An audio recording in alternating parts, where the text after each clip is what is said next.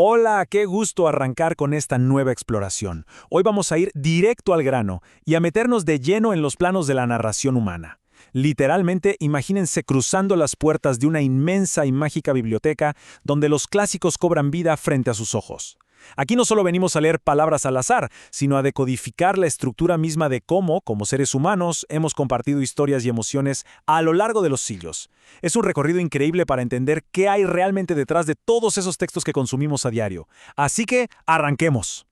Y para que no nos perdamos, este es nuestro mapa de ruta. Vamos a cubrir 1. La biblioteca literaria. 2. La montaña rusa narrativa. 3. La fogata ancestral. 4. La arquitectura emotiva.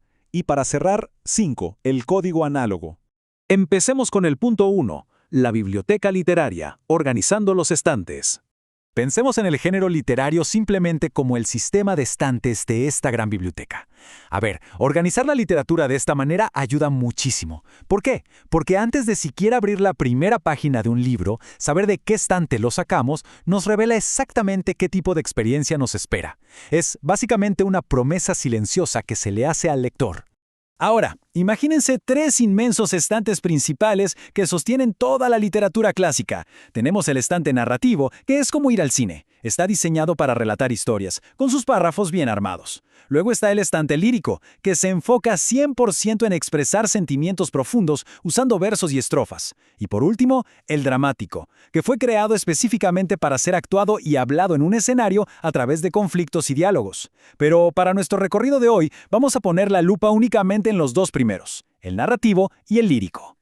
Lo que nos lleva al punto número 2, el género narrativo, la montaña rusa de la narración.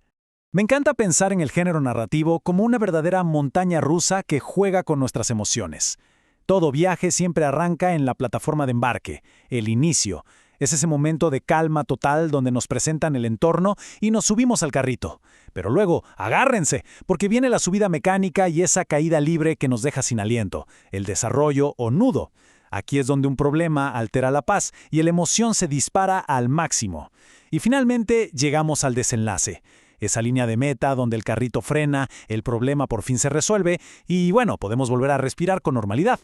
Obviamente una montaña rusa sin pasajeros no tiene sentido, y esos pasajeros son nuestros personajes. Tenemos a los protagonistas, a los antagonistas que no paran de poner obstáculos y a los secundarios.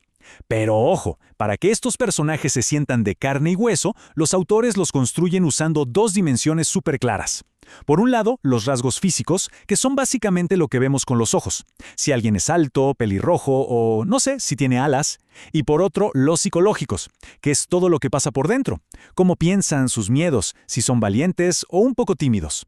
Entonces, para hornear esta historia perfecta, necesitamos exactamente 5 ingredientes clave. Y quiero hacer una pausa súper importante en el primero, el narrador. Esto es vital. El narrador es una construcción completamente ficticia, es una voz inventada que guía el relato. No debemos confundirlo jamás con el autor real que se sentó a escribir el libro.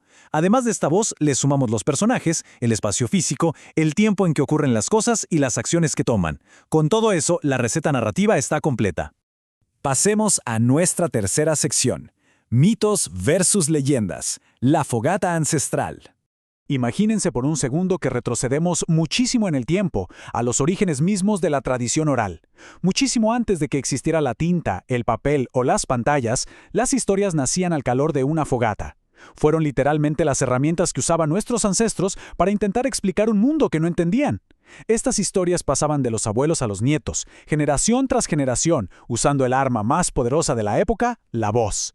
Y aquí llegamos a un punto crucial, diferenciar el mito de la leyenda porque a veces los mezclamos. Fíjense bien, el mito opera en una escala cósmica, casi épica. Trata de explicar nada menos que la creación del mundo. Está protagonizado por dioses o monstruos y ocurre en un tiempo inmemorial.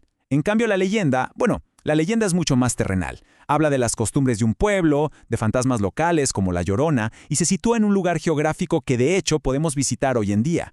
Es el choque constante entre lo inmenso del universo y lo cotidiano de nuestro propio vecindario. Bien, saltamos a la sección 4, el género lírico, la arquitectura emotiva. Dejamos atrás las historias para adentrarnos en las emociones puras. Si el estante narrativo nos cuenta una aventura increíble, el estante lírico busca sobre todo despertar sentimientos profundos. Y así como la narración tiene a su narrador ficticio, la poesía tiene su propio equivalente, el hablante lírico.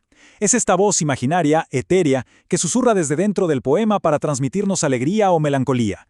Y repito la regla de oro, este hablante lírico es completamente distinto del poeta real que firmó el libro. Pero claro, esta voz no empieza a hablar porque sí. Necesita un chispazo, un motor que la encienda. Ahí es donde entran los impulsores líricos. Primero está el objeto lírico, que es el detonante físico. Puede ser literalmente cualquier cosa, un paisaje herboso, un animal o el recuerdo de una persona. Y luego está el motivo lírico, que es la emoción pura que se desprende de ese objeto. Es decir, el sentimiento principal, ya sea un amor profundo, la tristeza por una ausencia o simplemente la alegría inmensa de estar vivos. Ahora, lo fascinante aquí es cómo vemos que toda esta emoción abstracta, casi como acuarelas flotando, empieza a tomar una forma súper rígida y estructurada. ¿Sabían que la palabra estrofa viene del italiano para habitación? Es literalmente la arquitectura del poema. Los sentimientos se apilan en versos, que son cada una de esas líneas cortas. Luego, esos versos se agrupan construyendo las estrofas, formando los grandes bloques de texto. Y finalmente, el pegamento que mantiene todo unido y le da esa musicalidad casi mágica es la rima. Y por si fuera poco, la poesía tiene bajo la manga lo que a mí me gusta llamar superpoderes literarios. Hablo de las figuras literarias, esas herramientas que agarran el lenguaje cotidiano y lo transforman en arte puro. Tenemos la personificación, que le da vida y voz, por ejemplo, al viento. La comparación, que relaciona dos mundos usando palabras como igual que o como. Y la reina de todas, la metáfora, que es muchísimo más atrevida y directa llamando a las cosas por lo que se parecen. Como decirle perlas a una sonrisa. Literalmente es pintar con palabras. Y llegamos a una de mis figuras favoritas por ser súper enérgica, la onomatopeya. Esto es ni más ni menos que capturar el ruido del mundo real y plasmarlo en letras. Un boom gigante para una explosión o un tic-tac constante para el paso del tiempo. Es un recurso brillante y súper visual. Fíjense que hoy en día lo vemos todo el tiempo, especialmente en los cómics o en los mangas. Hace que una página estática se convierta en una experiencia súper sonora. Y así entramos en nuestra última sección. 5. La estructura analógica, el código del pensamiento. Fíjense cómo todo se conecta. Hay una línea inquebrantable a lo largo de toda nuestra historia. Comenzamos en la era antigua contando mitos alrededor del fuego. Luego avanzamos a la era clásica, estructurando montañas rusas narrativas y rimas en libros impresos. Y ahora aterrizamos de lleno en la era digital. Lo alucinante aquí es ver que sin importar si usamos humo, tinta o bloques de código informático brillando en pantallas de neón, la forma en que los humanos estructuramos las historias y procesamos nuestras emociones sigue un código lógico universal. Es tan preciso y sistemático como programar una computadora. Y esto nos deja con una reflexión final espectacular. Ya tenemos los planos en la mano. Ya entendemos los estantes de la biblioteca, las subidas y bajadas de la montaña rusa y los bloques de construcción de la poesía. Entonces, la próxima vez que abran su red social favorita, se sienten a ver una serie o escuchen esa canción que no se pueden sacar de la cabeza, presten atención. ¿Dónde está el inicio, el nudo y el desenlace? ¿Quién es realmente el hablante lírico que les está cantando? Las respuestas están ahí, escondidas a plena vista en todo lo que consumimos a diario. El código universal está en todas partes. ¿Qué esperan para empezar a decodificarlo?